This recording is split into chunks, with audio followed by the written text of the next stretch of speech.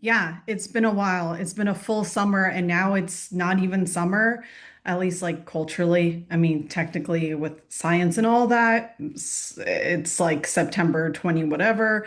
So we've got some time. But yeah, the way society actually works, it is no longer summertime. And here I am. It is a whole new era of my life. And yeah, just I've had time to reflect on this channel, what I want it to be, my intentions for it, and how I'm gonna move forward with it. Because Stoddard Says was something that I started as a Columbia student. It is not something I ever set out to do as like professional level work, whatever the heck that means. It's changing all the time. Thank you, influencer culture. Um, but yeah, I began this channel while I was studying oral history, doing these weird interviews, coming up with strange video projects, documentaries. And then I transferred to the journalism school, started studying video journalism, broadcast technology, documentary filmmaking, and this became a repository for old work like fiction films, poetry films, my oral history, video essays, and then reported stuff. And then I started uploading all this old theater work and stuff that I had a chance to do to a lesser degree while I was at Columbia in the theater world. And it just became like this whole mishmash because I was experimenting. It was a year and a half of what the heck is this? What kind of videos do I want to make? What kind of films do I want to make? Let me practice this technology. Let me try this influencer stuff. This is my comedic voice. Oh, this is what I'm like as a documentary filmmaker, blah, blah, blah, blah. And I felt a lot of pressure, never from myself, but just from these outside sources of define yourself, define your work. My work is defined by me. I am the niche. I am the voice. I am the creator. My brand is me. And I don't have to be something that fits some commercial box just because capitalism dictates, oh, and you must be this. Otherwise, you'll die of starvation. I won grants. I got clients. I snagged attention, commercial attention too, for work that I was putting out on my weird channel as I was tripping and falling and going through these old files and trying to figure out what I wanted to put out into the world. One of the big decisions I made for myself business-wise over the summer was to have one social media handle, Stoddard Says, and that's what I use for my YouTube, my Instagram, Facebook, TikTok. It's just one, not like a million different segmented, oh, well, this project has this handle and this project has that handle. That served a purpose. But now it's time to consolidate. So I have consolidated. I've had a couple of months of just Stoddard Says, no other handles, just one. And everything that goes on this channel is me. It's my voice. It's something that I've had a hand in creating, or maybe I directed all of it, performed all of it, wrote all of it. But yeah, it's me. I am the connecting thread. That was emotional. I had like all this pent up energy because of it, like just trying to come back to you all and tell you what I was up to this summer. I really accelerated my business. Quail Bell Press and Productions is a storytelling studio. Quail Bell. I'm actually in my studio right now. I moved here from Columbia. I had a little painting studio the little at the university for 6 weeks after I finished up at the journalism school. And let me tell you, those studios were nasty. They were not air conditioned. We were there during a heat wave. I couldn't even open my window. It was just jammed shut from like layers and layers of paint. It was cracked and it just stayed that way all the time. It was cracked like half an inch. I couldn't close it and I certainly couldn't open it more than that. Thanks, Columbia. They made me repaint that thing going into the July 4th holiday weekend. And then they didn't refund me my security deposit. And this is not just me, this is all my classmates, everyone from my painting cohort. I did not get that deposit back for more than a month. And it was only because one of our classmates was like, "Hey, what happened to that deposit?" Good question, Carla. Thank you for advocating for us because I gotta be honest, I am not one of those people who goes through my bank statements line by line. I'm trying to become one of them because in working on all this Quail Bell business stuff with accounting, I've come to realize I could be saving money here and there, right? I could be doing a better job of managing these finances. Not that it's fun, but money makes the world go round, right? And you cannot do like anything without money in this world. So fun. Can push back against this and that, but at the end of the day, we need money. And that's not going to change anytime soon. So I found this beautiful studio in Ridgewood. It's something that came my way because of the listings project. And it is such an improvement over anything that Columbia offered, like for real. I don't have a window, but because I'm making so much video stuff, I don't really need it. There's an alleyway, if there's anything that I have to do that involves chemicals. But honestly, I've been trying to like just be careful about cancer. Like you might have seen these terrible nails. Yeah, when I heard that just the other day, the European Union recalled all this, or not recalled, banned all of these gel nail polishes, I was like, look, I can be done with that. Of course, the lady at the nail salon does a much better job of removing the gel than I do. I just started last night. Uh, but yeah, all that filing away takes a long time when you're not used to it. Smoothie break. So, something that I've done for myself as a creator, as an artist, a filmmaker, a performer, etc. Da da da da da. And as somebody who runs this storytelling studio, Quail Bell, I did this free entrepreneurship incubator. And I don't know that I would have done that if it hadn't been for the Brooklyn Arts Council. So there's a plug for them because sometime last fall, I guess it was the fall, maybe spring, who knows, whenever, sometime in the past year, I applied for a Brooklyn Arts Council grant and I won it, which is, hey, that's validation right there.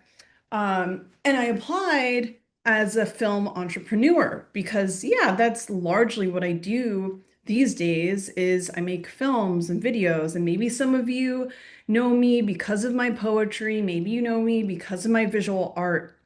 But it seems like these days, most people know me because of comedy acts like Art Bitch or the comedy show Don't Mind If I Don't, or they know my movies. They know Sirena's Gallery. They know Five Ways I Didn't Marry You. Maybe they know the talk show Badass Lady Folk. But the point is, it's film, it's video, it's performance. It's not so much poetry and visual. That stuff has like informed my video and film work, but that's not like the majority of what I produce these days. And yeah, all that stuff back there is mine.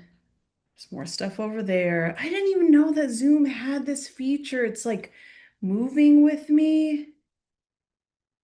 Pretty incredible.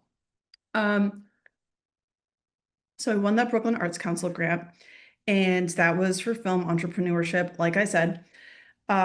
So when I finished up at Columbia Journalism School, I thought, oh, I'm going to go take this full-time on-air job which that ended up being so drama that I backed out of that because that news director and that general manager, I don't know what they got going on, but let me tell you, the recruiter from the corporate, like at the corporate level for these stations, ended up apologizing to me on the phone because of what had transpired, which led me to be like, declining this offer, not so great.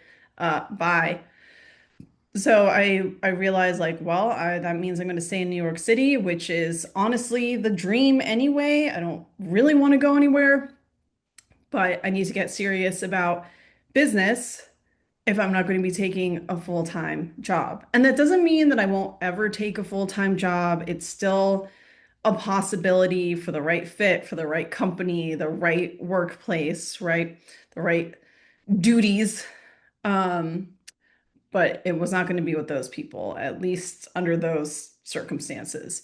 So I had to get serious about business, and I already had my LLC, Quail Bell, which I have been running for a couple of years, including while I was a Montessori teacher. So it wasn't something that I got to do full force, full time until after I left the Montessori job. And then I started at Columbia. So finished Columbia, and now, boop, here we are, um, ready to run Quail Bell, be fully operational. But I needed that entrepreneurship help, right? Because um, I've made work for clients before. I continue to make work for clients, but where my heart lies is the original work, is the original film, video, and performance work. That's stuff that I'm directing, I'm authoring, I'm creating. Um, and doing that just requires a really different mindset than doing client work. And it requires money. It requires capital upfront. And you have to be able to monetize the stuff once you put it out. So it's just like, okay, I can do the Quail Bell thing where I'm only serving clients, or I can do the Quail Bell thing where I'm only doing original work, but where's the money for that going to come from? Or I can do this hybrid thing where there's some service-based video and writing and storytelling work, and then there's some original work. And that's what I ended up choosing. And it was through this incubator that I did online through Florida, like a Florida nonprofit, the Center for Micro Entrepreneurial Training, CMET. What a long name. CMET is great. That name is fabulous. The full name, ugh. But the organization, wonderful, CMET. So they helped me with this incubator over Zoom, 8 hour long days, but it was worth it because I got so much help with accounting and sales and client stuff, blah, blah, blah. Um, and bank loans and all this stuff that I never learned because I never went to business school. There's avocado in this, and it's not even really green. But yeah, I wasn't expecting to get all of that information for free. I wasn't expecting somebody to give me such detailed feedback, and it was a whole group of people, whole group of mentors and other entrepreneurs. Everyone like was micro entrepreneur, right? For the most part, it was people running sole proprietor LLCs like me, like Quail Bell, where, yeah, sure, sometimes I'm outsourcing some work and paying people for little things, but the majority of the work, this lady right here. And that brought me to the present. I won the pitch competition. Yeah. Okay, technically I tied for first place, but I still won. I still won. Tying for first place is still winning. I can be ultra competitive, so of course I didn't want to tie. I just wanted first place. But hey, the other winner definitely deserved it. Lovely lady, good business idea, blah, blah, blah. Um, but yeah, I had a really wonderful, fruitful summer. Did Miss New York USA. Um, I won a fellowship for media makers, and I'm going to be going to Austria. It's funded by the Austrian embassy here in the US. I'm going to be going to Vienna later this month. But before that, I have Philly Fringe. I'm going to be acting with my dear Erin Gold in Art Bitch at Philly Fringe, September 20th to 21st. So we've been getting ready for that. We just put out a new Don't Mind If I Don't episode, which is on football, and you can watch that here on this channel. Um, I've also just been trying to enjoy life. I went to Elmira Corning the other day and did some location scouting, excuse me, there for this movie that we're going to be shooting called Shonda. Same person, Tom Dunn, who directed Five Ways I Didn't Marry You, is hopefully, I shouldn't say for sure. I keep burping because of the smoothie, so sorry. Um, Going to be directing Shonda, and Aaron's going to be acting in it too. We shot, but while I was in Elmira Corning, I did fun stuff. Like I went to the Corning Museum of Glass, which I've wanted to visit for the past like 10 years, and that place is beautiful, such a gem. Yeah, and I went to Seneca Lake, all this stuff that, sure, it was like a working vacation. We shot Canarsie Pier at Canarsie Pier in Brooklyn, if you're familiar with it. It's really close to the Queens border, but it is in Brooklyn. Um, did that, and that was last weekend, and Jacob Barron's going to be editing it. He did direct it. He's also editing it. And that was such a beautiful shoot on the pier, lovely weather. I had so much fun. Um, Aaron and I actually haven't had an animal adventure since we went to Canada in May. But yeah, that was another fun thing, like to kick off the summer. We went to Montreal, Montreal, all of it. And yeah, it was Aaron's first time there. I hadn't been there since 2017, but this was a time that I went and I got to really enjoy myself, just do what I wanted to do with Aaron. And when we travel, we love to do animal kind of attractions. You might have seen I posted some on the shorts here on the channel, and I'll be posting more of us feeding caribou and elk and other animals from a school bus outside of Montreal. It was in Quebec. It's like an hour and a half away from the city. Um, we love animals. We love food. And that's something else I've been thinking about for this channel is even at Columbia, I was assigned the climate change beat for one of my classes. So I was making videos about food because food is related to climate. And one of my clients recently has been Food Navigator, which is this trade publication for the food and beverage industry. So for this channel, I'm thinking, well, I love food. I love to eat. I love to cook. Even when I'm feeling lazy, I enjoy going to the kitchen and puttering around a bit. And I get samples anyway. I get invitations to restaurants. I might as well be making videos about this content, or for this content, whatever. And yeah, I think definitely you're going to see more animal and more food stuff on this channel. Now that I don't have to worry about schoolwork, I can make more of what I want using my voice, using what I think is best, not what some professor says I should be making. And yeah, I talked enough. That was enough. There's your essay for the day. There's a little catch up.